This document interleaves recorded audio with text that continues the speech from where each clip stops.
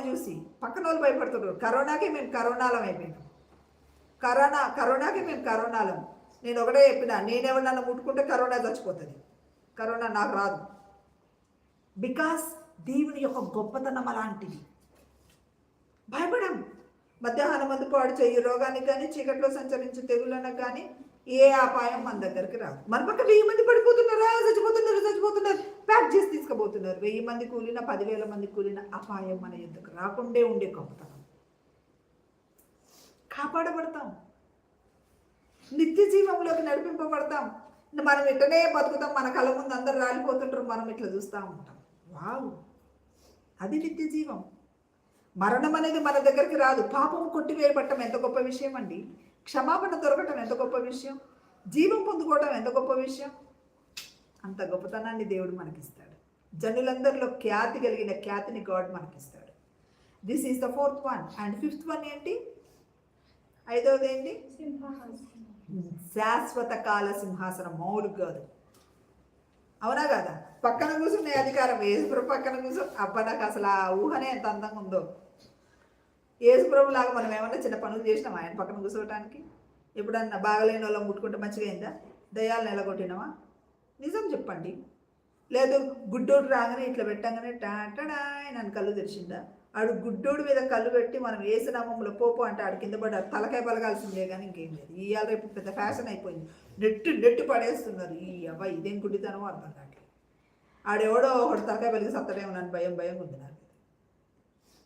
ఎంత విచిత్రమైన ఆలోచన. కానీ ఆయన పక్కన కూర్చుండే ఆధిక్యత.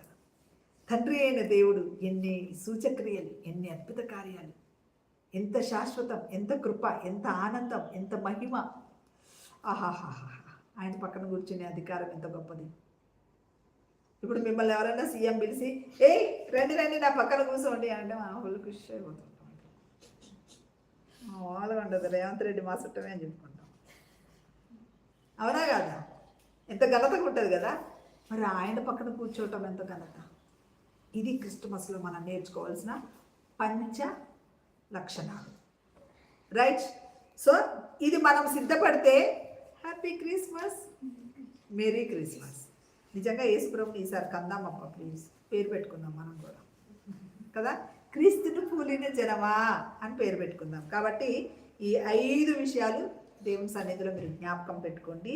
నిజంగా ఇది సిద్ధపడండి, జ్ఞాపకం పెట్టుకోండి. అంటే ఏదో విన్నాం కదా, విన్నాం చెవిటోడు శంఖం ఊదినట్టు కాదు, కానీ హృదయంలో దాచుకోండి. ఈ మాటలు హృదయంలో తలపోసుకోండి. మరియలాగా మీరు కూడా క్రీస్తుని కంటారు.